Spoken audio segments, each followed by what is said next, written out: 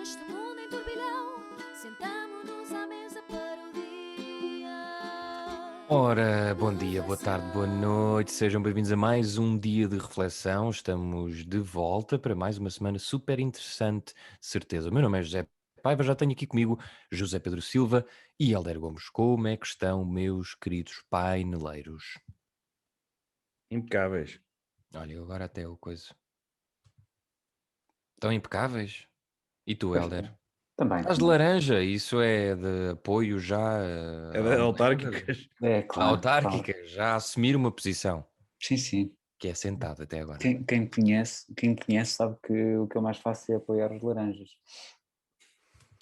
Bem, enfim, pelo menos parece um pouco mais tranquilo do que o nosso querido amigo João Loureiro, não é? Que acabou de chegar hoje. Não sei se tem algum comentário, alguma mensagem para ele, que certamente vai ouvir o dia de reflexão e bem que precisa. Acho que aquela Olha, história ainda vai dar muita farinha.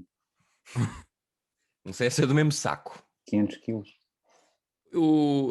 sabes que eu achei curioso. Eu vi uma notícia sobre a chegada dele, ou não sei se li ou se vi na televisão, mas achei curioso porque ele disse que estava, quando chegou, disse que estava cansado, mas feliz. E eu digo assim: isto por acaso é mesmo efeitos de. Não sei se me Não entendem. se- Cansado, mas feliz. deduzo que sim, mas estás a falar por experiência própria ou... Não, mas É porque ele de já ler muito. consultou a bula Foi. relativa a esse medicamento. Consultei a bula. Mas eu achei que foi a pior coisa que ele podia ter dito. Ele devia ter dito: estou cansado e estou de restos. Agora estou cansado, mas estou alegre. Mas Então foi à bagagem. estes foram os dois grandes eventos do mundo, não é? O Papa a chegar ao Iraque e o João Loureiro a chegar a Portugal. Eu penso que estão um pouco na mesma linha. Na Sim. mesma linha. Lá está. Olha, viste? Olha outra. É Não, incrível, mas também é difícil fugir a isto, não é? é um pouco, é um pouco. Não, Bom, não sei se viram a bagagem do Papa, não é? Era esse o meu ponto. não vi. Parecendo que não ser Papa é bom para estes negócios, porque, enfim, não se pode mexer na bagagem de sua santidade, não é? Na santa bagagem. E ainda para mais não sabemos o que é que podemos descobrir. Uma bazuca. Olha, é assim que vamos para a nossa reunião de condomínio, está bem? Então vá. Ora, para além do João Loureiro e do Papa Francisco no Iraque, tivemos o grande tema que é a TAP, não é? A TAP. Há aqui várias questões que vamos falar aqui na nossa reunião. Ainda no final de fevereiro, pilotos e tripulantes aprovavam um acordo de emergência na TAP. Depois tivemos também várias declarações do ministro Pedro Nuno Santos a dizer que não queremos ficar com a ground force. E, portanto, a cada dia eu sinto um bocadinho, Helder, que de vez em quando não temos interesse nenhum, não é? O povo não tem muito interesse na TAP, mas de vez em quando saem umas notícias. A minha questão é, tendo em conta isto que se está a passar, achas que alguém vai sair a ganhar nesta história? A mim não me parece, mas pode haver lives de esperança, na tua opinião. Olha, quem não sai a ganhar sou certamente eu, porque dos nossos três, quem tem o brevet da aviação é o José Pedro Silva, e portanto estás aqui a lançar-me para o spotlight, mas eu vou tentar aguentar-me. Sim, acho que há muita gente a perder e há muita gente até próxima, tem algumas pessoas entre familiares e amigos que um deles é piloto, e por sua vez está casado com uma hospedeira de bordo, e pronto, e outras relações próximas que dependem da TAP, dependem, porque a TAP é o empregador delas. E eu vi aquilo muito mal parado há uns meses, enquanto não se chegava a acordo. É claro que este acordo poderá apenas significar um penso rápido no problema e novamente daqui a pouco tempo, porque a recuperação do transporte aéreo, do turismo e tudo que está associado a tu apanhares um avião em segurança e de uma forma global e sem grandes constrangimentos pandémicos, não parece que seja uma coisa que regresse tão cedo quanto isso. Nós, no final do ano passado, estávamos muito animados com a perspectiva da vacinação e disso começar a abrir uma série de coisas e nós vimos como depois aquilo acabou por correr mal. Também não está a correr especialmente bem para o Ministro das Infraestruturas, Pedro Nuno Santos. A minha Nós questão é já, quando é que corre bem sem ser às vezes na cabeça dele, não é? pois, mas neste caso eu desconfio que nem mesmo na cabeça dele isto esteja a correr bem, porque eu julgo que nós já falámos sobre isto, porque ele se viu obrigado, e é também eventualmente o ministro que mais dinheiro custa ao Executivo, seja por causa da TAP, seja por todas as infraestruturas, lá está, que ele tutela. E depois é aquela questão há muito esta divisão entre a esquerda e a direita, e o mito de que a esquerda gosta de cautelar os postos de trabalho e a direita não, a direita é assim mais de deixar andar e de fazer despedimentos, e isso tudo muda de figura quando de facto uns e outros vão para o poder. E pronto, e o Pedro Nuno Santos, lá está, para recuperar aquela ideia de que não está a correr bem a ninguém, nem ao próprio ministro. Não é um dossiê fácil, sejamos justos, mas ele está, pronto, a assumir esta caricatura de ministro de direita que se farta de despedir e que não me parece nada, não me parece mesmo nada que isto tenha uma solução fácil e expedita. É apenas um adiamento. Há aqui também uma coisa curiosa que de certeza que o nosso especialista José Gomes Ferreira em aviação do dia de reflexão, que é Bem, José Pedro Silva, não é preciso ofender. porque sim, exato. Não, coitado, né? Ninguém se ofende aqui neste podcast, que é esta questão ouvimos falar de um alemão, não é, José Pedro? Sei que ficaste muito entusiasmado com a vinda de um alemão. Não sei qual é este teu interesse pelo alemão, e já agora, porque é que mantens o interesse por este tema, que parece mesmo não ter fim? Eu não mantenho assim grande interesse, mas de Não, facto, ainda para mais quem sugeriu inicialmente este tema foi o Paiva. Ele está, parece que pois, está... Mas, montou-me enfim, uma eu, cilada, Sim, montou-me uma sim. cilada. eu gosto de agradar as hostes.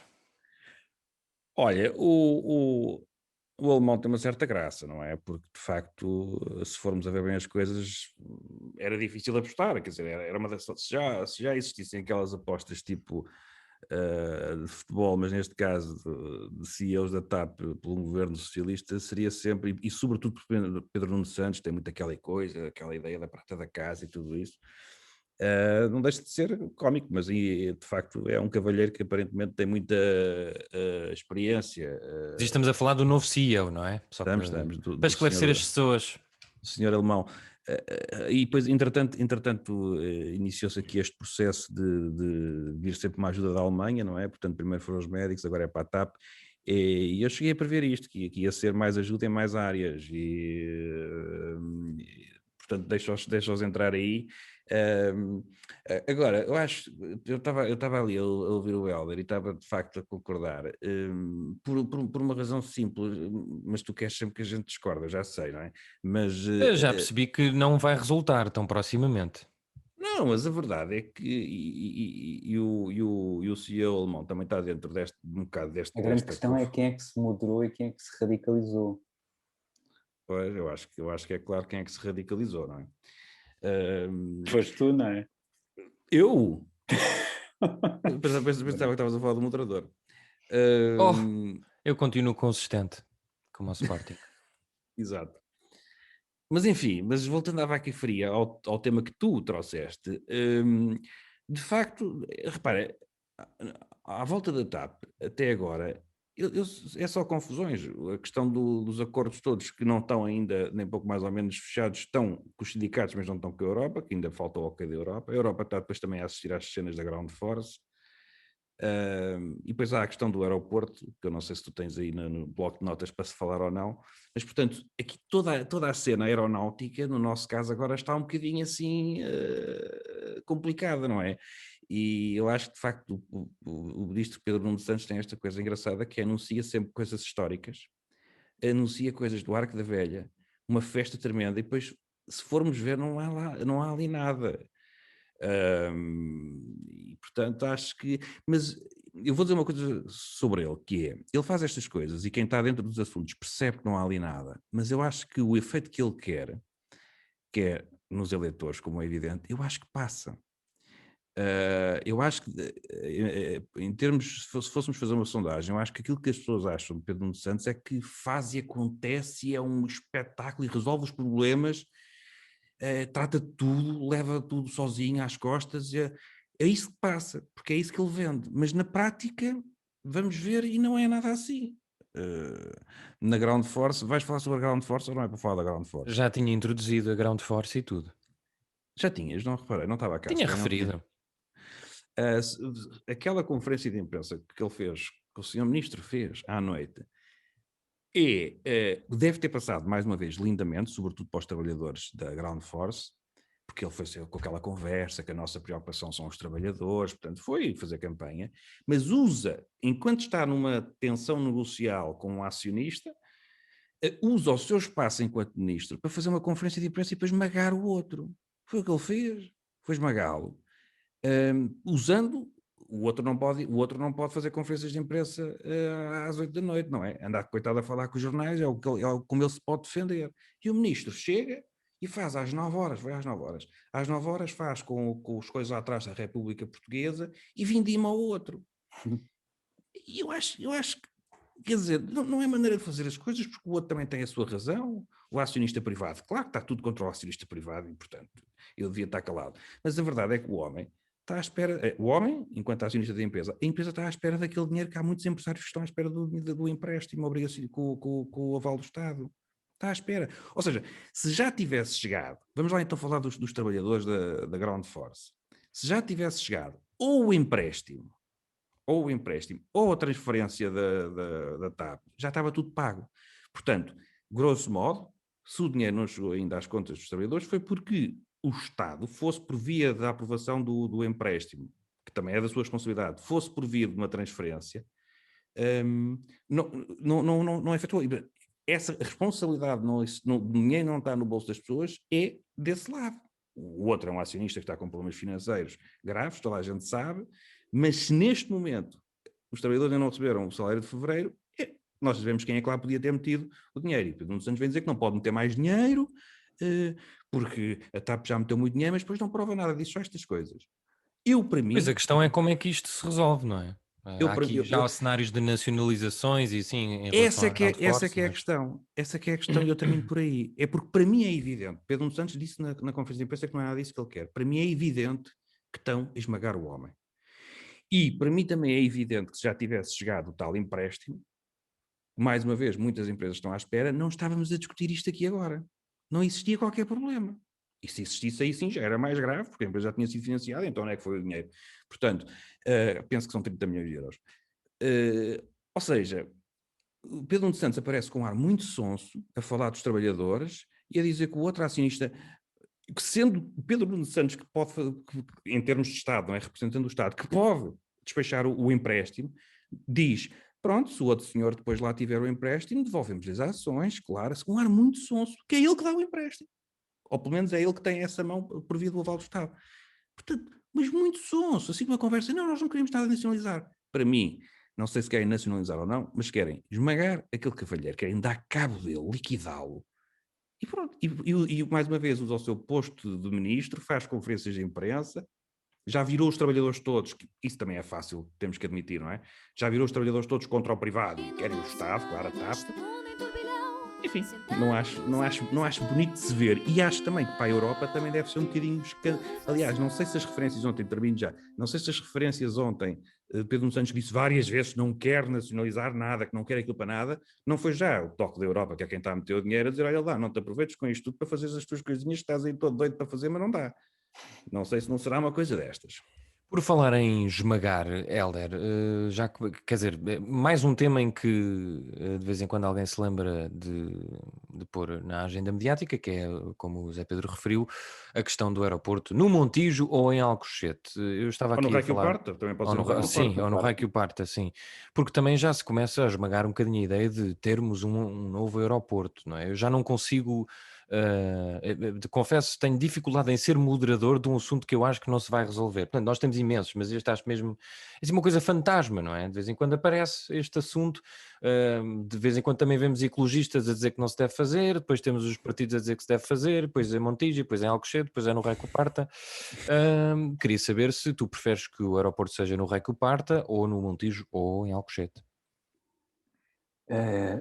Pois, eu preferia que esta discussão não tivesse meio século, preferia que esta discussão, que é importantíssima, mas a dada altura, quando isto é até um bocado de dinâmica de casal, quando a dada altura há um intensificar e um volumar de discussões, ou isso faz mesmo parte da dinâmica de um e de outro elementos do casal, ou de vários outros, se estivermos a falar de casais poliamorosos,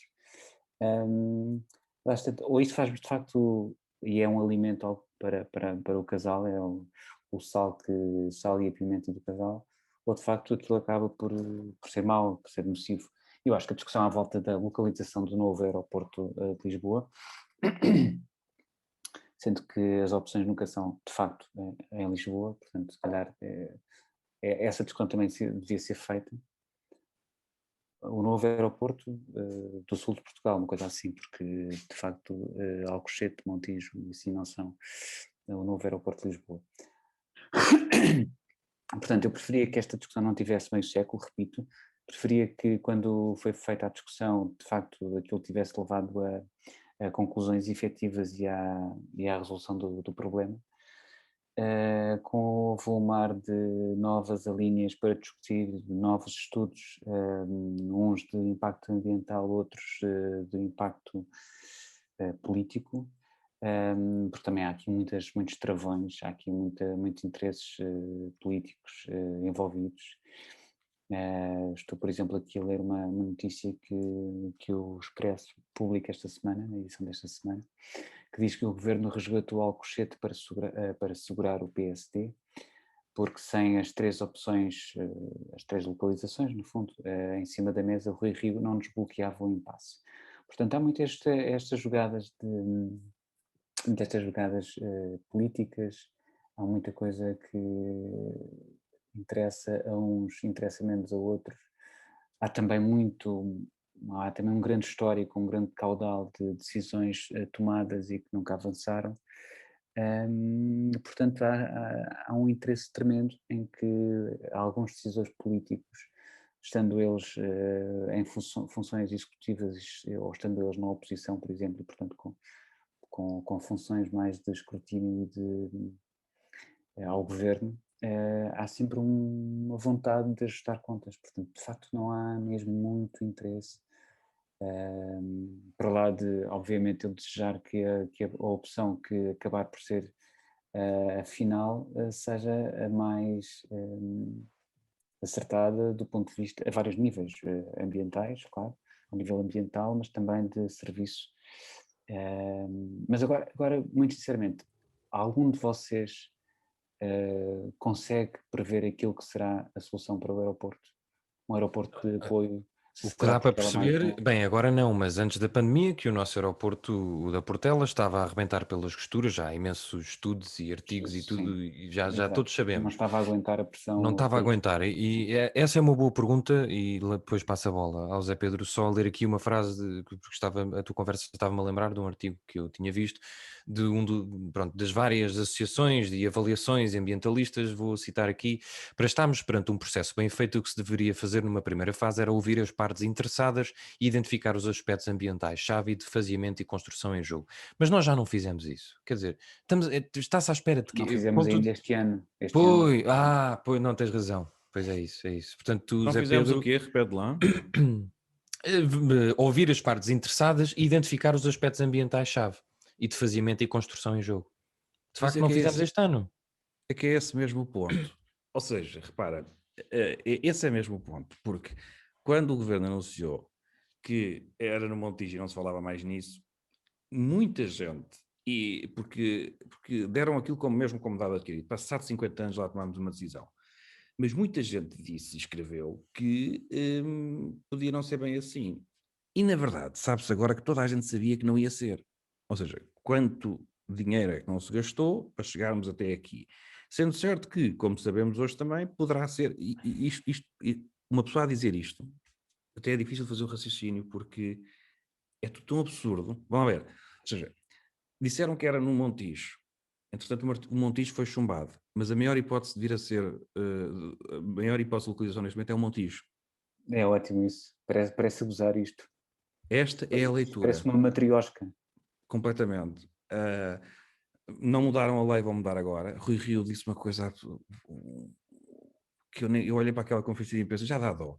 Porque diz que, não, então agora se querem mudar a lei, podemos mudar a lei. Sim, senhor, agora já podemos mudar a lei. Não fazia sentido mudar a lei ali atrás, só para um caso em concreto. Mas agora vão mudá-la para um caso em concreto. E esta, não? Uma pessoa É a pandemia, é a pandemia. Uma pessoa ouve estas coisas todas e diz assim, mas será que sou eu? Será que sou eu? Porque às vezes, quer dizer, isto não faz nenhum sentido, quer dizer.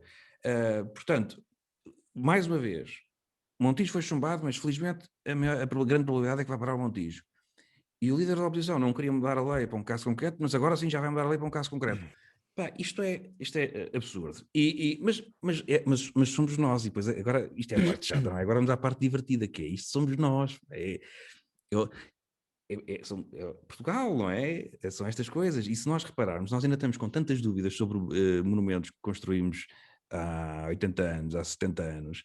Ou seja, nós mesmo as obras que já foram feitas estão em discussão. Se mandamos abaixo. É natural que um aeroporto novo dê este banzé todo. E daqui a 50 anos está-se a discutir. Então agora partimos do aeroporto todo ou não? É porque não era para ser no Montijo. Imaginem o primeiro-ministro daqui a 50 anos a anunciar a destruição do aeroporto do Montijo, porque nunca devia ter sido feito no Montijo. Aquilo vai meter água, aquilo tem imensos pássaros, portanto, vamos demolir o aeroporto de Montijo. É a discussão daqui a 50 anos. Ao menos não vai custar, quer dizer, em 2017 o governo garantia que se fosse no Montijo o aeroporto não iria custar 1 cêntimo aos cofres do Estado.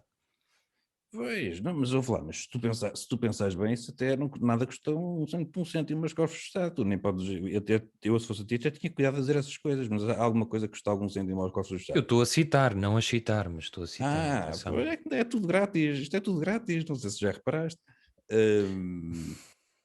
Não tenho reparado. Eu às vezes sou um bocadinho distraído também. Pois, é isso.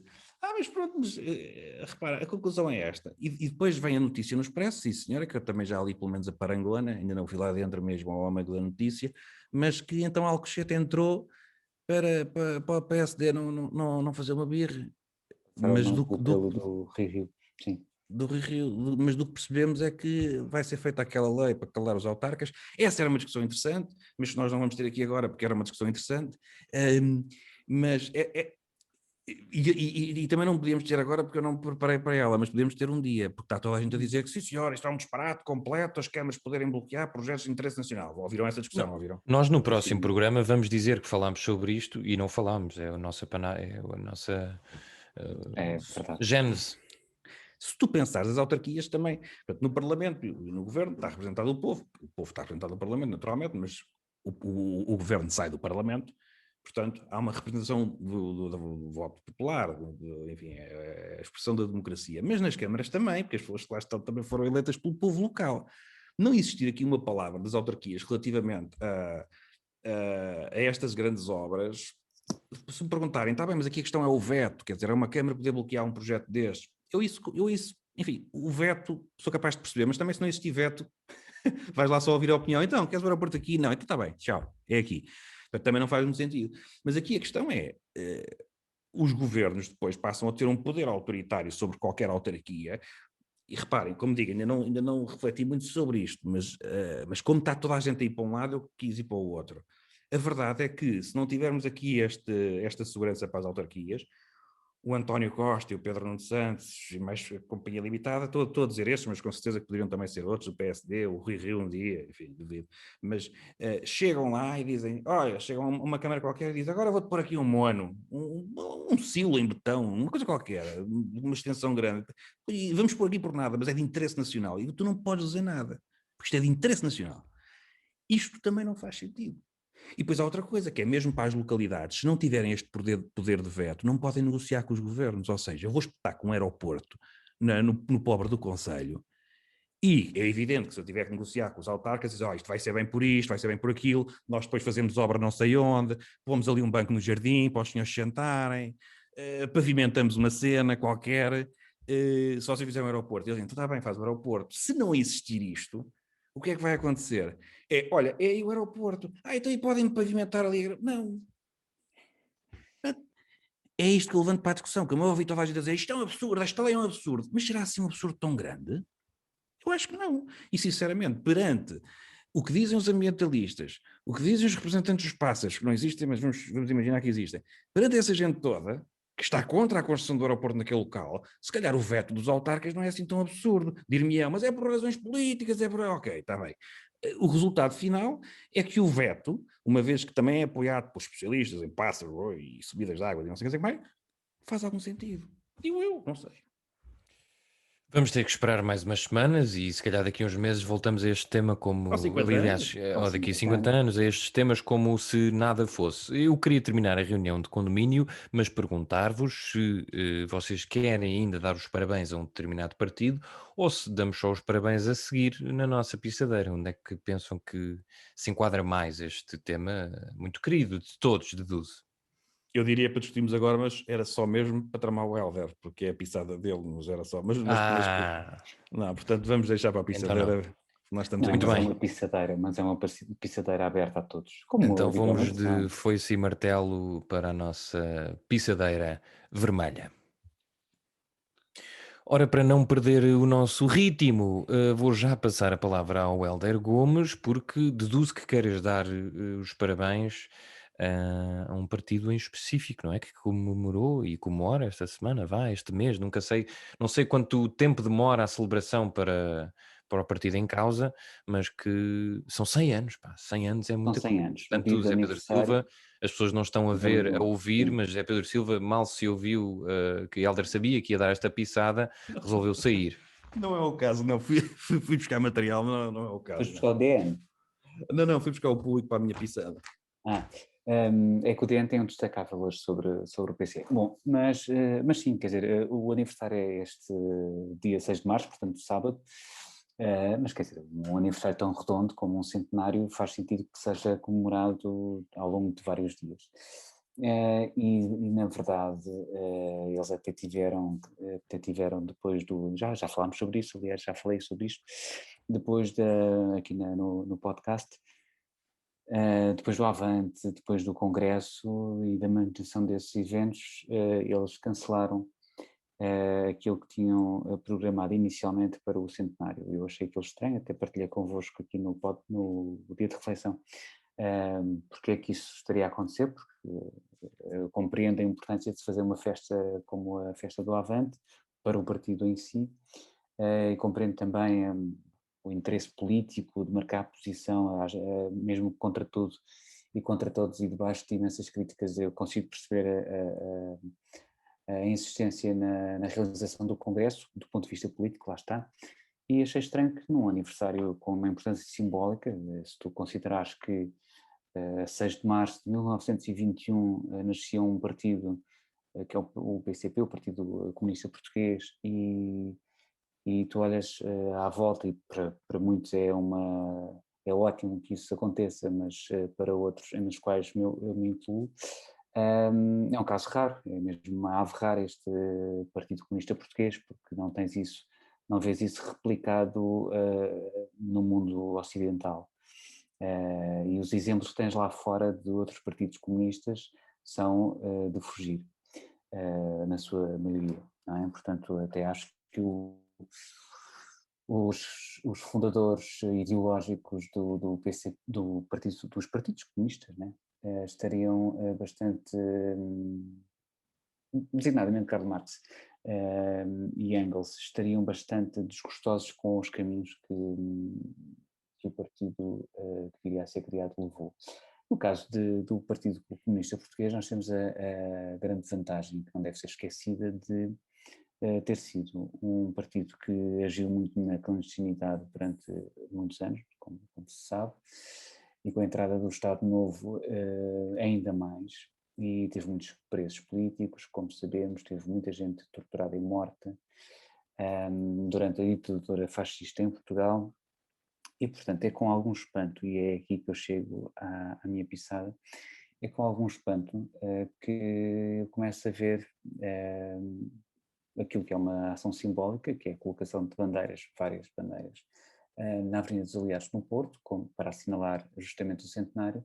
É com muito espanto que eu vejo que há muita gente preocupada com isso e a fazer as comparações habituais, mas erradas, de fazer uma correspondência entre comunismo e fascismo, esquecendo que, para já, a bandeira que ali foi colocada, ou as várias dezenas de bandeiras que ali foram colocadas, era do PCP. Eram do PCP, não eram simplesmente de um partido comunista. Eu sei que eles têm aquela tendência de uma visão internacionalista do mundo, mas a verdade é que as bandeiras são do PCP, Partido Comunista Português, e não de qualquer outro que tenha feito as atrocidades que eles colocam e imputam aos partidos comunistas por esse mundo fora. Portanto, fazer equivaler o fascismo com o comunismo, esquecendo a importância que o partido teve e continua a ter, e vai ser triste que ele não possa chegar aos 200 anos aqui em Portugal, acho que é injusto. Portanto, muitos parabéns, camaradas, e a pisada para quem não gostou de ver, ou não está a gostar de ver a Avenida dos Aliados coberta de bandeiras do PCP. Camagadas e camagados. Camagadas é Pedro. Sua pisada, por favor. Não, para já vamos comentar esta pisada, porque Exato. ele não sei em que podcast é que ele está, deve estar no Cacofonia, mas não se lembra de nos ter ouvido dizer que íamos falar sobre essa questão na tua pisada. Mas só para dizer o seguinte... Mas só eu para não dizer- disse que não podias comentar, estava a dizer, Ah, aliás, mas todas as pediste- tuas pisadas são precedidas de um anexo às pisadas dos outros, portanto eu já não É preciso verdade. dizer. Pronto, Mas obrigado. obrigado pela publicidade grátis ao meu outro podcast. Muito Como é que se obrigado. chama? Só para quem não apanhou? Cacofonia, comigo e Ah, com o Francisco Correia. exatamente, um Beijinho beijinho para para ele. ele. Até podia usar isso para mandar as pessoas a um sítio que ainda não tenho. Mas aqui a questão, para mim, é esta relativamente. Eu acho as Seis Bandeiras um espetáculo lindíssimo, devo dizer, em Lisboa e no Porto. Porque parece aquela, enfim, fica aquele ambiente assim, São Petersburgo, ver aquelas bandeirinhas todas direitinhas, como eles queriam que nós andássemos, todos, e coisas, e nas formações, e imensas bandeiras, e a imagem era mesmo assim, uma coisa mesmo assim russa. E eu achei, de facto, e acho isso bonito, mas bonito em termos quase de peça de museu, quase uma coisa histórica, porque na prática o PCP faz 100 anos, mas devia-se discutir um bocadinho mais isso do que fala-se sempre na mesma questão, na questão da luta contra a ditadura. É preciso também sempre lembrar uma coisa, que Calma. Entretanto, pelos trabalhadores, e isso manteve-se e mantém-se, são bastante importantes na mobilização contra... depende como nós achamos que é feita a defesa dos trabalhadores, pronto. Ou Sim. seja, eu a partir do momento em que eles estão há tantos anos já à frente de todos os sindicatos principais e a vida dos trabalhadores portugueses não é provavelmente fácil, se calhar é melhor mudar um bocadinho o treinador. Mas isso aí eu nem vou discutir.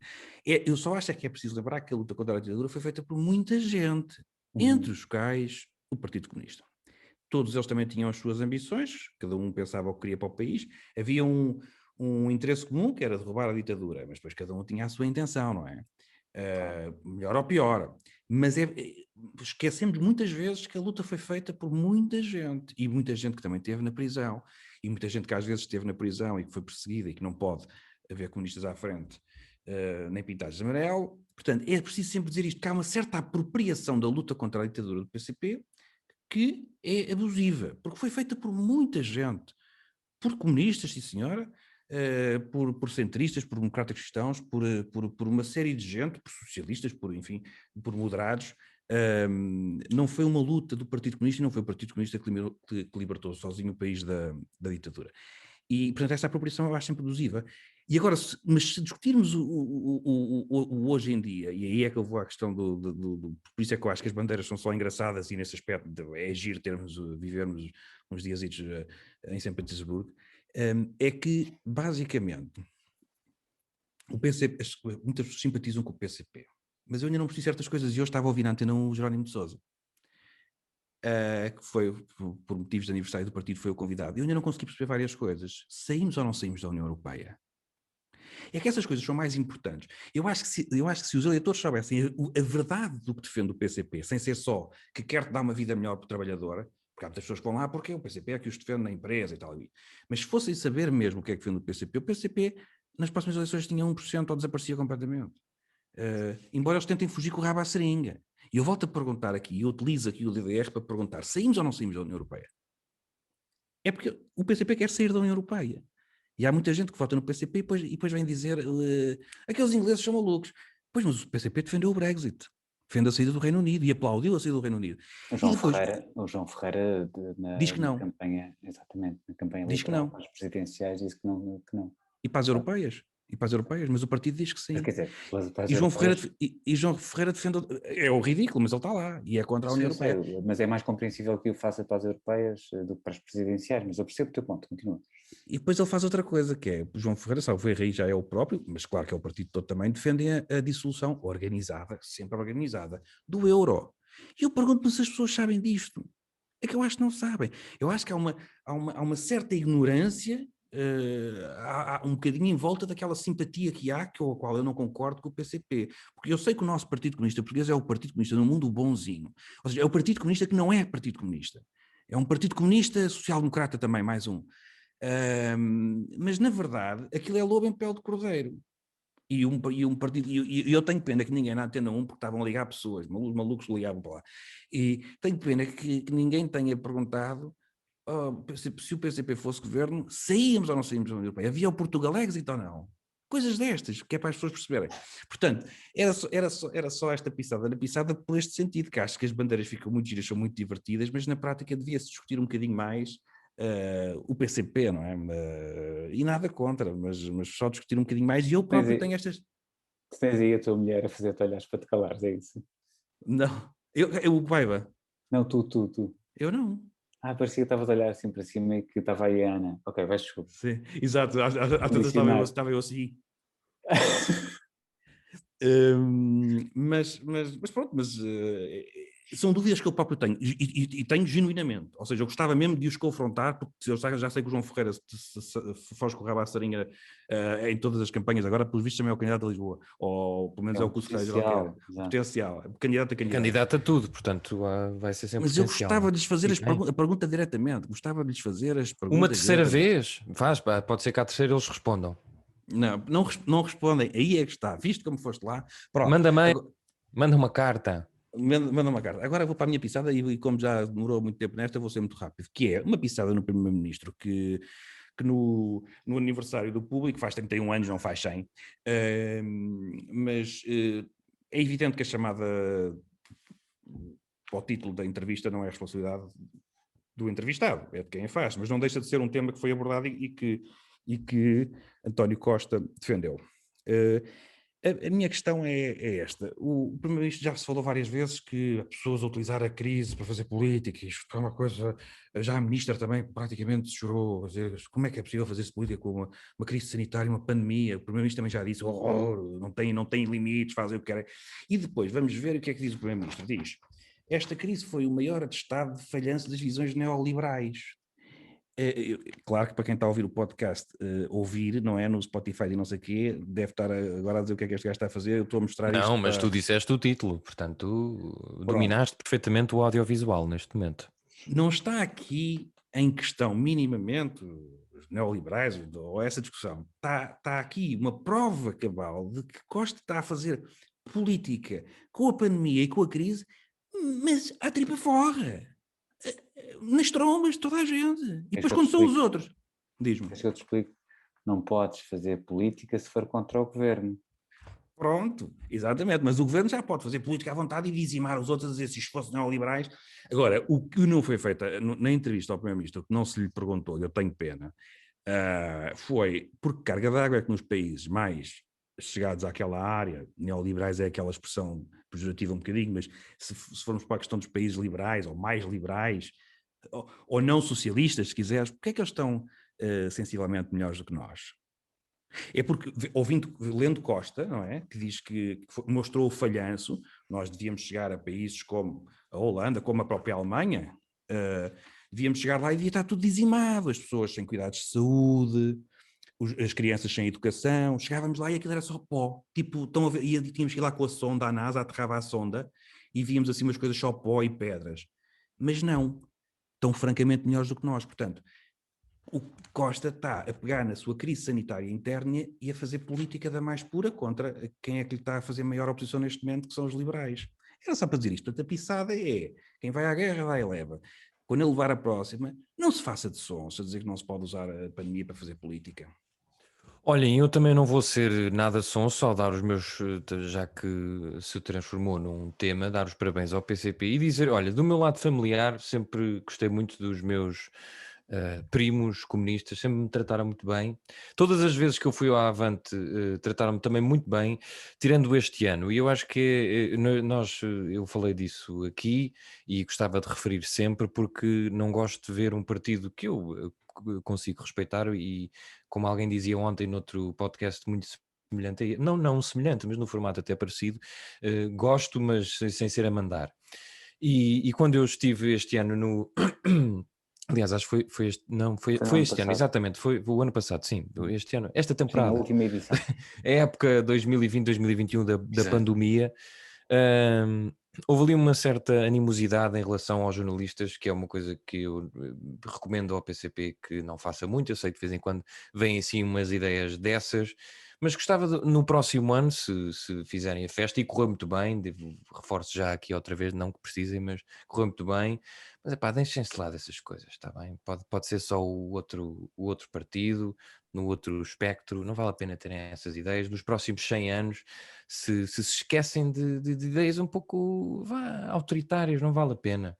Estamos bem assim e podem continuar assim, mais 100 anos, sem ser a mandar. Está bem? Um beijinho para eles. Se eles governassem, ia tudo parar à Lusa. Epá, pois... Só havia a Lusa, só havia a Lusa. Se eles governassem, só havia a Lusa, estavam lá todos. É verdade que eram cerca de 300 mil jornalistas que iam todos para lá, mas era só a Lusa. Portanto, também resolvia uma série de problemas. Mas resolvia muitos problemas. Aliás, deixava de haver crise no jornalismo, não é? Porque é só uma empresa, portanto e estava sempre muito dinheiro, a publicidade ia toda a coisa, portanto, olha, na volta até é uma boa ideia. Não é não. Não sei não. Fica a ideia. Daqui a 100 anos voltamos aqui. Em relação à minha pisada, é uma coisa muito rápida, porque vocês referiram, não sei se foste tu, Zé, ou o Hélder, não, foi o Zé Pedro, em relação aos monumentos e a estar-se... Isto é um bocadinho como, aliás, eu acho que ainda é mais ridículo do que se discutir a TAP ou o aeroporto, porque isso são coisas práticas da nossa vida. Nós estarmos agora, de vez em quando, a discutir se devemos demolir os nossos monumentos ou a retirar os brasões, ainda para mais, nem é esse o problema, é mesmo os protagonistas. Eu não sei, quando a Ascenso de Simões escolheu a profissão, se percebia o que é que estava a fazer. A profissão que tem, que eu não sei qual é, mas tem uma profissão, toda a gente... Não tem profissão, essa é que é o problema. Ele tem uma. E eu estive a pensar nisto no outro dia. Ele só aparece para dizer coisas estúpidas. Eu não me lembro de alguma coisa que ele tenha... Eu só tenho 27 anos, portanto, se calhar vocês são um bocadinho mais velhos e podem se lembrar de outra coisa. Eu lembro-me de outra coisa onde ele esteve metido. Foi nos relatórios dos incêndios e depois fez uma tese, acho eu, isso foi assim uma coisa muito estranha, dos incêndios ou das florestas, assim, programas à volta disso. Foi das únicas vezes. E depois são estas tontices e depois, claro que, quer dizer, percebo e não concordo, não gosto, mas percebo que se fala disso, como ele falou nisso, depois fez notícias e depois estamos aqui a fazer programas de debate sobre os brasões. O que me chateia mais, no fundo, é que quem sai por cima desta história, que é uma história mesmo ridícula, eu não sei quem é que se pode chatear assim tanto por causa da porcaria dos brasões, é precisamente Fernando Medina que veio dizer que esta discussão é ridícula e que nada daquilo ia acontecer.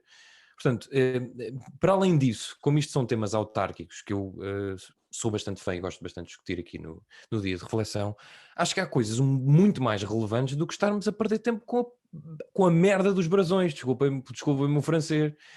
Quer dizer, Lisboa, ainda para mais naquela zona, porque eu vi alguns eu não me lembro não sei qual é o autarca, não sei se era de Livro ou assim, a referir todo um plano que queriam fazer ali na zona de Belém. Ok, interessante, podemos discutir sobre isso. Não vi mais ninguém a discutir. Fez programas sobre os brasileiros. O que é que isso interessa? Interessa para despertar algumas mentes mais conservadoras e outras mentes mais radicais, ou menos conservadoras, mas radicais do outro lado. E para dar palco a pessoas que estão, pronto, um bocadinho mais velhas, que de vez em quando vamos ouvi-las no jornal só para não se sentirem um bocadinho mais próximas do fim da vida. De resto, isto não serve para mais nada. Portanto, a minha pisada olhem, é isto, que quer dizer, nós vemos exemplos quando foi a questão das manifestações do racismo e tudo mais, vimos pessoas na Holanda e noutros países a derrubar mesmo estátuas. Aqui, não, vamos tirar os brasões. Hã? Fogo, nós somos mesmo um país Eu fenomenal. achava que tu ias fazer um outro comentário muito bom do Ascenso Simões, que era que em que ele disse que devia ter havido mais mortos na Revolução de 25 de Abril. Opa, mas lá está, esse é um tema ainda, porque ele depois veio corrigir, não é? É a tal história do contexto que nós aqui no Dia de Reflexão falamos muito. Essa é outra coisa, eu não consigo. Olha, o Zé Pedro fez uma pergunta ao pior. PCP, deixa-me só dizer isto, Hélder, porque senão vou-me esquecer. O Zé Pedro deixou perguntas ao PCP, eu deixo mesmo uma pergunta ao PS, que é o partido que está no governo e, portanto, está à frente e provavelmente vai ganhar, que é o que é que a Ascenso Simões faz no Partido Socialista? O que é que faz? E eu sei que há mais deputados assim, mas não são assim tantos, felizmente. Eu queria mesmo perguntar qual é o benefício? É para fazer assim no meio de tonto, para nos rirmos um bocadinho? Pronto, ok. Pode virar humorista quando se quiser Sim, reformar. deixa-me só corrigir, porque de facto ele não disse que devia ter havido mais mortos, ele disse mesmo que devia ter havido mortos. Na realidade, Sim. na realidade Mas houve, mas eu acho que ele explicou isso, ou foi a demolição do padrão, não sei, ele corrigiu uma das suas afirmações. sendo que a afirmação original é muito boa, porque diz: o 25 de Abril de 1974 não foi uma revolução, foi uma festa, devia ter havido sangue, devia ter havido mortos. Pronto, e em relação a isto... Sim, Olha, é que diz, Espera, podes é dizer. mesmo depois eu calmo. Porque eu estive a ver, por exemplo, aquele programa do É ou Não É, que é um programa bem conduzido pelo Carlos Daniel. Eu, por acaso, gosto do formato, acho que aquilo é muito melhor do que o prós e contras. Peço muita desculpa, mas pronto, é a minha opinião. Mas o programa Carlos Daniel também é partiu. melhor que a Fátima de Campos Ferreira. Certo, Isso mas o discordo. programa partiu, ou seja, o tema era colónias, o Marcelino da Mata, racismo, não sei o quê, mas partiu dos brasões. Pá, é isso que eu não consigo perceber. Tipo, e depois as pessoas estavam ali todas cheias, pois, os brasões, nós vamos fazer isto. Pá, e aquilo parecia-me um sketch. Eu sei que pode ser da pandemia, a malta quer falar da pandemia, a malta quer falar de outras coisas, eu percebo, traz-nos um pouco à normalidade. Pá, mas não me deixo de sentir um bocadinho pequenino quando vejo este tipo de coisas, acho um bocadinho triste, pronto. Mas querias dizer alguma coisa? Era pegando no que o Hélder estava a dizer, mas agora estava tão interessado em ouvir-te que até me passou. Mas basicamente, eu não posso criticar, devo confessar, não posso criticar esses comentários de Ascenso Simões sobre a Revolução, porque eu tive uma teoria muito parecida há uns anos. Lá está, eu, em meu benefício, tenho a questão da idade, portanto, se foi há uns anos, eu era um cachopo. Mas tinha uma teoria muito parecida, que era, eu gostava imenso de dizer que a nossa revolução tinha sido aquela, porque uma pessoa está habituada à revolução com tiros e tanques e mortos, né? E a nossa era como flores, quando a cena dos cravos, como é que uma pessoa dizia lá fora que a gente derrubou a ditadura com um cravo? De certa forma eu sempre desejei que a coisa fosse um bocadinho mais bélica, não é? Só que eu depois, entretanto, fui desenvolvendo as minhas faculdades, cresci e abandonei esta teoria. Ele não, ele está ao contrário, ele está a ficar mais velho e está a começar a pensar assim. Achas que é um Benjamin Button? O Benjamin Button, é. Ou Ascenso Simões? Mas de facto, pronto, mas eu corroboro a tua pisada, porque de facto, mas sendo certo, eu acho que até se pode discutir, sendo desbrasões. Eu tinha uma ideia também melhor para aquilo, que é para não destruir, porque aquilo é natureza. Não, São mas plantas. atenção, eu não estou a dizer que não se deve. Eu acho que nós podemos discutir os brasões e redefinir as cidades e assim, não neste, porque acho que sim, isto tem a ver com a paisagem da cidade, podemos, se calhar aquilo retira-se, agora está a discutir. Mas até do ponto de vista histórico, mas eu volto a dizer, aquilo é natureza, aquilo são seres vivos, as pessoas são plantas, Sim, não podemos arrancar as plantas só porque agora não gostam. O que eu teria feito era dizer assim, eu chegava lá junto e dizia o que é que acontece, as pessoas não podem, os cães, as pessoas não podem fazer cocó nos jardins. O que é que eu fazia? Naquele caso ali podem. E assim as pessoas, o Ascenso ia passear lá ao cão e diz, faz aí. E ele ficava... Ou o cão ia passear o Ascenso. Pronto, e ele ficava descansado e tranquilo, porque já tinha feito a sua luta contra a ditadura póstuma, e o cãozinho tinha-se aliviado, também é bom, ficava lá a planta, é a natureza, não cortámos a natureza, portanto ficava toda a gente feliz. E nós, que achamos que o brasão está lá, ok, é a história, deixa lá estar, também ficámos felizes. Portanto, não sei se vocês viram esta quadratura do círculo da felicidade que eu acabei de arranjar. Sim, sim. sem fazer mal a uma planta, que é este o meu ponto. Agora, essas questões Tu todas... devias candidatar-te a uma Assembleia de Freguesia nas autárquicas, não? Pelo menos. Pois, já acho que eu já andei nessas lutas, mas lá está. Eu sei. Mais Era uma voltar. vez, Era mais uma voltar. vez, entretanto, desenvolvi as minhas faculdades, fui-me desenvolvendo, cresci e deixei-me dessas brincadeiras. Mas Olha, o que mas- eu digo é que as pessoas que discutem os brasões são todas umas florzinhas de estufa.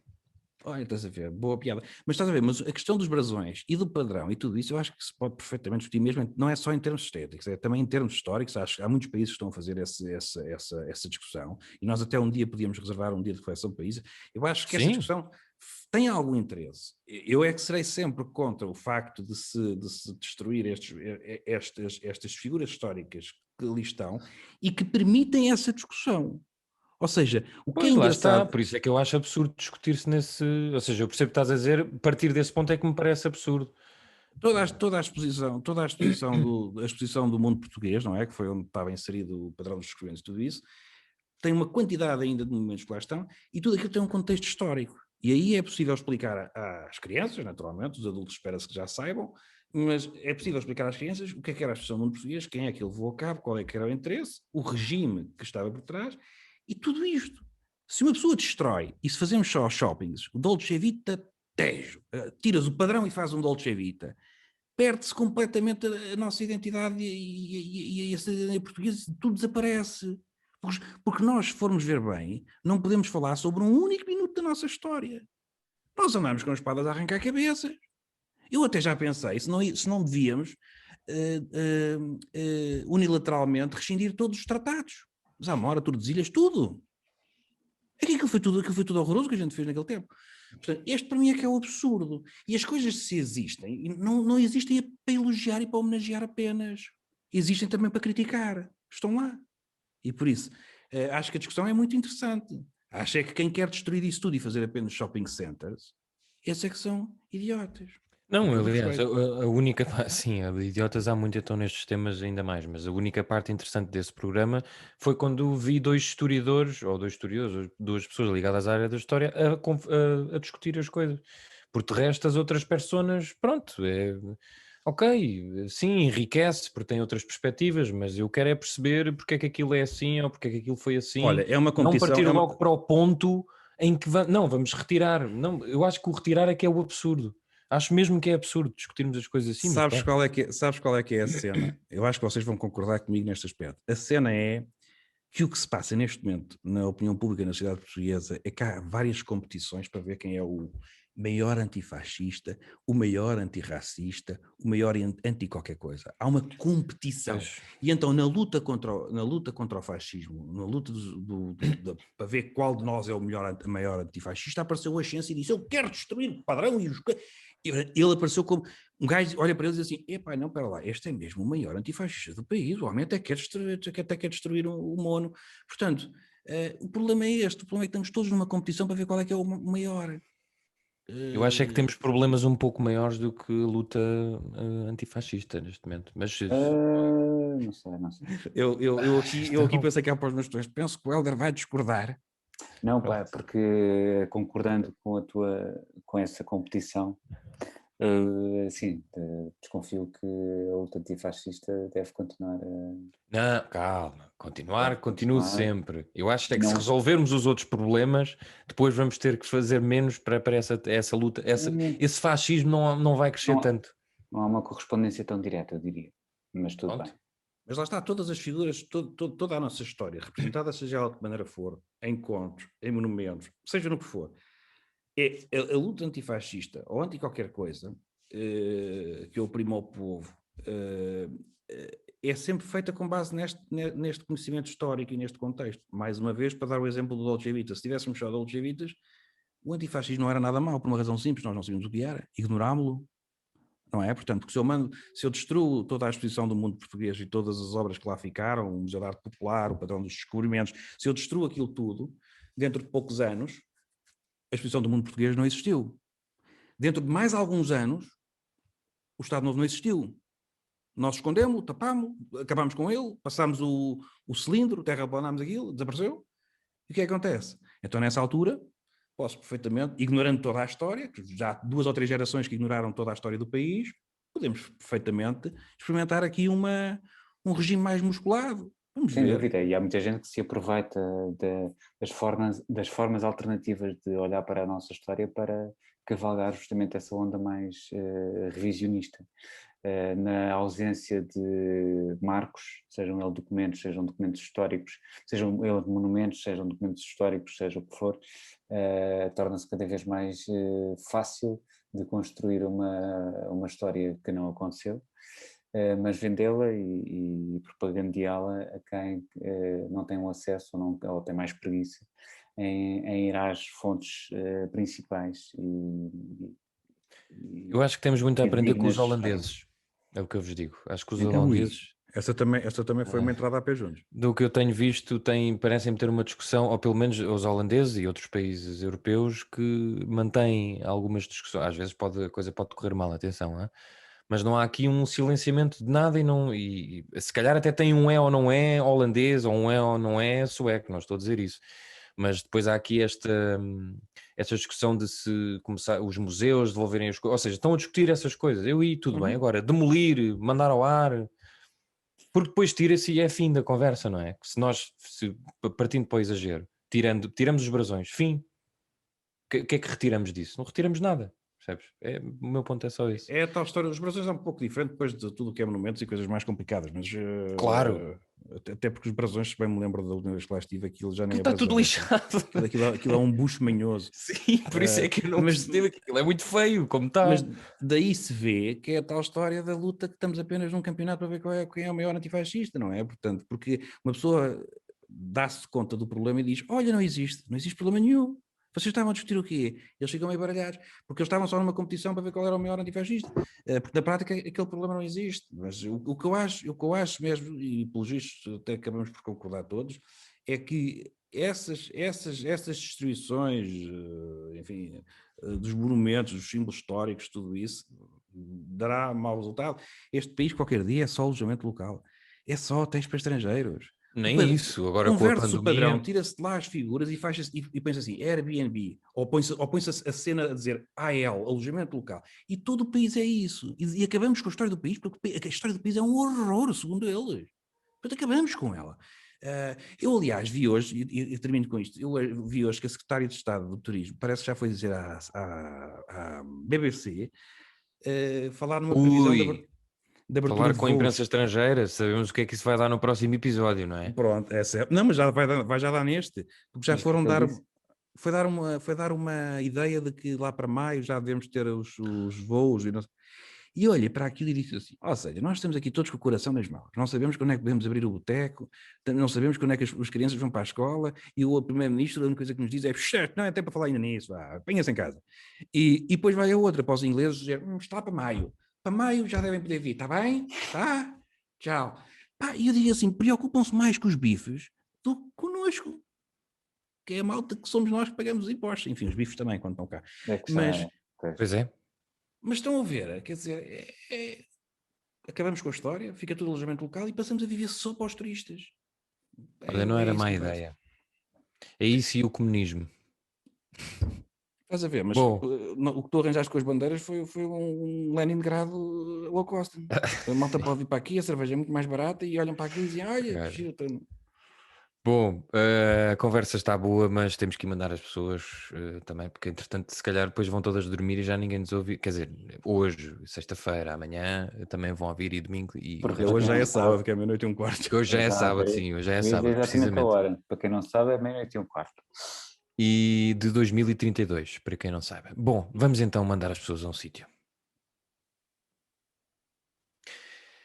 Ora então, Sr. Helder, vais mandar as pessoas onde esta semana? Novamente uma série de televisão. Novamente da Netflix. Cuidado, É outra, como é que se chama a outra? Diz-me lá. it's a sin. Pois, exatamente. Ou então o Undoing. O Undoing. Exatamente. Só faltas tu em correr nesse erro, José Pedro Silva. Pode Espero ser que o hoje. faças. Mas que faças de forma inocente como eu e o Paiva fizemos. Sim. Que é cair e saber em Inocente. direto que estamos a... Não foi por mal, não é? Exato. Não. Bom, eu quero mandar as pessoas para uma série chamada A Era dos Samurais, a Batalha pelo Japão. Eu comecei, acho que só há uma temporada disponível. Não sei se é a única, mas a produção é Netflix e é 2021, portanto imagino que só haja esta temporada ainda. Falta saber se haverá mais ou não num futuro mais ou menos próximo. Mas isto é muito interessante, eu gosto muito desta. Olha lá está, estávamos a falar há pouco de termos conquistado muita coisa à lei da espada, e os samurais quer dizer, olhavam para nós e chamar-nos-iam grandes meninos, porque aquilo era bastante, a era dos samurais no Japão era bastante tramada. E eu que já tinha algum interesse nesta história, dei por mim esta semana a começar a ver esta série e perceber que, de facto, entre reconstituições, aquelas reconstituições de televisão, mas por acaso bem feitas, mas que se percebe claramente que, quer dizer, aquilo não é o século XVI no Japão, não é? Não é o Japão feudal do século XVI ali retratado. Não são imagens captadas no século XVI, certamente.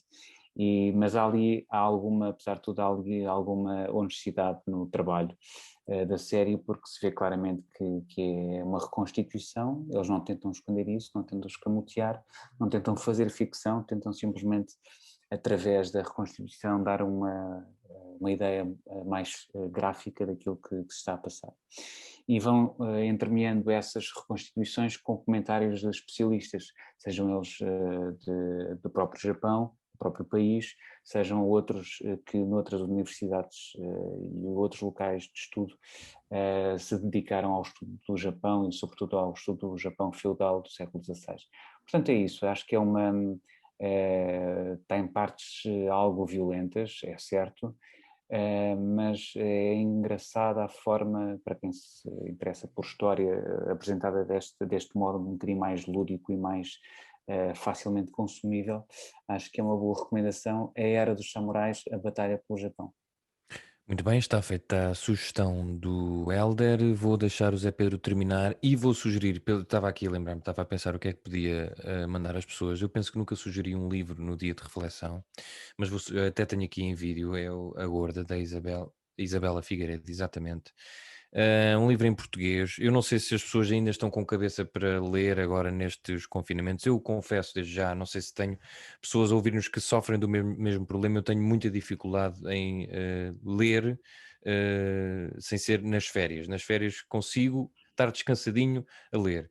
E curiosamente, este foi dos poucos livros que eu peguei este ano e gostei bastante da história. A história, pronto, é de facto sobre uma mulher com uns quilos a mais, por isso é que o livro se chama A Gorda, mas a forma como está escrito, eu nem consigo bem explicar porque a história é tão simples, passa-se tanto em Almada, portanto é uma pessoa de Almada, os pais têm ligações também à África, mas isto basicamente é a história de uma pessoa completamente simples a lidar com os problemas do seu corpo, de como é que ela supera isso, mas não de um ponto de vista, como é que eu lhe posso dizer, triste. Há ali sempre uma Olha, força de querer andar para a frente que eu acho bastante interessante e se calhar pode, desculpa, deixa-me só, eu tinha visto aqui uma frase, por acaso está... a minha sugestão era essa, era que te abrisse só calhas e fui ler a primeira Só ao frase. Calhas? É ao Calhas? Está bem, vou aqui ao Calhas, mesmo ao Não, mas Calhas? depois lê a tua, não, mas depois lê que querias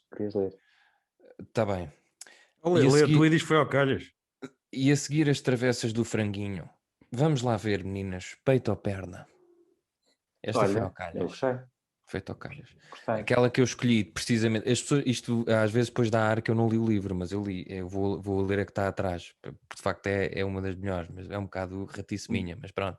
Um bocadinho. É, não é? Assim. É. Mas eu gostei desta frase. Estou aqui de passagem, é para seguir em frente, sou de ferro e ninguém me dobra. Em silêncio sou sempre eu e o que em mim se compõe e apruma. Eu gosto de frases inspiradoras, não daquela da Chiado Editora. E acho que nós, mais do que nunca agora que se aproxima, um pequenino horizonte de esperança que precisamos um bocadinho de embalar para a frente. E portanto, força aí, camaradas, e Zé Pedro Silva, para fechar o nosso podcast, para onde vais mandar as pessoas? Ficas a saber que na contracapa costuma estar sempre uma frase interessante. É uma mania que eles Sim, têm. sim, mas é uma ratice, quando É, vais é. sugerir, eu vou ler Eles aqui fazem, uma. eles fazem aquilo para vender, são os capitalistas, porque se eles fossem sérios, punham uma frase de merda na contracapa, porque assim é que é Exato. difícil vender. Pode Ora haver bem, frases de merda, por acaso é uma página, uma grande página de Instagram, devo dizer, frases de merda, podem ir ver. pronto. Isso eu conheço. Acabei de fazer uma grande sugestão literária e acabo com frases de merda, é sempre bom, não é? É um millennial como eu. Fui eu que dei cabo de ti.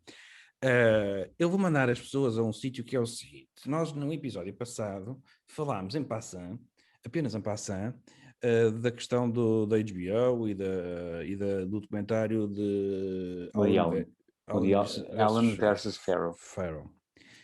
E já vamos no segundo episódio, faltam 2. Já vamos que os nossos 3. Exato, sim. Tinha Olha, graça estarmos a ver em conto convosco hoje para vermos o Não Sei Por Rir. acaso há uma tecnologia qualquer, desculpa Zé Pedro, não te queria interromper, mas há uma tecnologia em que dá para vermos ao mesmo tempo, mas eu não sei como é que se chama, mas acho que já dá para ver todos É um juntos. sofá? Não, mas à distância. Ora bem, a questão é esta. Eu não vou mandar as pessoas à série porque falámos nisso na semana passada, quer dizer, e era ratice minha, não é? E era dois nas ratices hoje, era demais. Portanto, eu vou mandar as pessoas ao artigo ao famoso artigo de um dos filhos de Woody Allen e Mia Farrow, que é o Moses Farrow, e que escreveu em 2018 um artigo num blog. Não foi a imprensa nenhuma, não deu entrevista nenhuma, ele diz que não quer qualquer protagonismo e nunca quis. Em 2018 quis escrever isto, A Sun Speaks Out, by Moses Farrow, e pronto, não se consegue ver nada, mas conseguem lá chegar com certeza metendo no Google. E é interessante porquê? Porque a série documentária, o documentário da HBO é francamente vergonhoso. É vergonhoso porque assume ser um trabalho jornalístico e de investigação e é, nesse aspecto, uma perfeita vergonha. Em Inglaterra já se está a discutir isso a fundo, contra a HBO, eu acho que fazem muito bem. O Woody Allen foi contactado, o Woody Allen e Sun Hee foram contactados 3 ou 4 meses antes do lançamento e deram poucos dias para eles responderem, e eles, como é evidente, perante uma situação daquelas, não aceitaram falar, como é evidente. E, portanto, é um documentário que assume ser um trabalho jornalístico e de investigação, e eles voltaram a assumir já nas confrontações que foram feitas, voltaram a assumir que investigaram tudo e foram ler tudo, e, portanto, aquilo é mesmo o objetivo, não é a versão de Mia Farrow, deve-se também à ligação de Ronan Farrow com a HBO, e, portanto, nesse aspecto, assumindo que é jornalístico e que é um documentário de investigação, é uma completa vergonha. E o artigo, que é onde eu estou a mandar as pessoas ao artigo do Moses Farrow, eu acho que é das coisas em toda a história mais francas, com mais provas lá dentro, porque tudo o resto enfim, são invenções.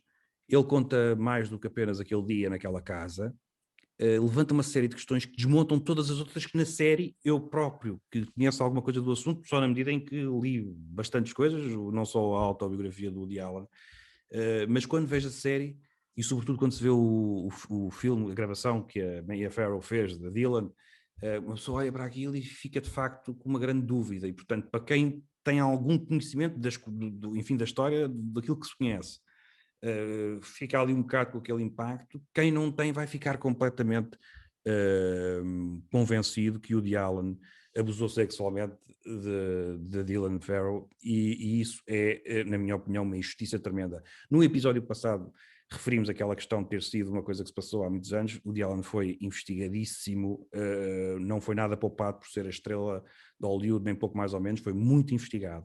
Não se produziu uma única acusação, e este caso só voltou quando foi a onda do Me Too, e é apenas a parte mais completa da vingança de Mia Farrow.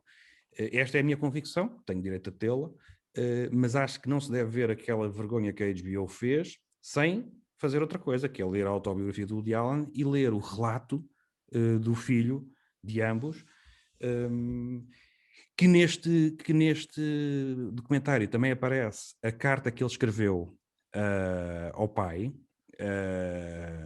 porque ele, naquele tempo, depois do abuso, pouco tempo depois, Moses escreve ao pai, ao Woody Allen, a dizer: deixaste de ser meu pai, destruíste a nossa família, essas coisas todas. Moses explica estes anos mais tarde que na altura estava completamente metido naquele ambiente que era a mãe a dizer que o Dylan era o pai era um monstro, e ele diz que fez aquilo nesse sentido, mas que anos mais tarde se apercebeu da injustiça que era em relação ao pai e que ele tem a perfeita consciência de que não se passou nada naquela tarde, naquela casa em Connecticut, e explica porquê.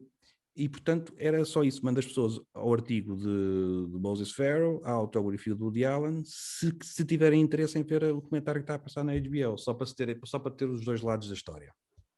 Em Muito relação a bem, isso, estou.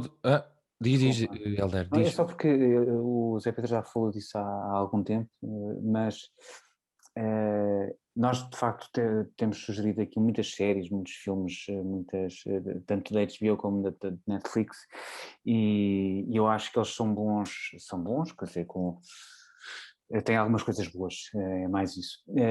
E com certeza que nós vamos sugerindo aquilo que nos dá mais gosto de ver, mas eles são bons na ficção. Acho que têm sempre quando se aventuram pelos territórios mais de investigação jornalística, eles aí falham muito, porque me parece sempre, e isto acontece até mais na Netflix, da pequena amostra, apesar de tudo que eu posso considerar, acontece apesar de tudo mais na Netflix do que na HBO, quando se trata de revelar os resultados de uma investigação que eles fizeram um caso, seja um homicídio mal explicado, eles têm uma tese de partida e a série tem os episódios que tiver, acaba por, tu acabas a série a confirmar aquilo que é a tese inicial com que eles te apresentaram no início. E isso é pouco interessante porque de facto lá está. Primeiro porque tu não queres tu não queres provocar ruído, ou não queres estar a consumir uma série que só provoca mais ruído a uma discussão muito antiga. E nem sequer estou a falar deste caso, porque eu não vi não vi um segundo sequer da série da HBO sobre a família Farrow e Allen. Portanto, o que eu quero dizer com isto é que me interessa muito pouco me interessam muito pouco obras que já têm um conceito e um preconceito e um pré-conceito à partida e só vão tentar justificar ao longo desses episódios. Isso E é um muitas vezes problema. por razões comerciais, não é? Sem dúvida, sem dúvida. Já está feito o nosso dia de reflexão.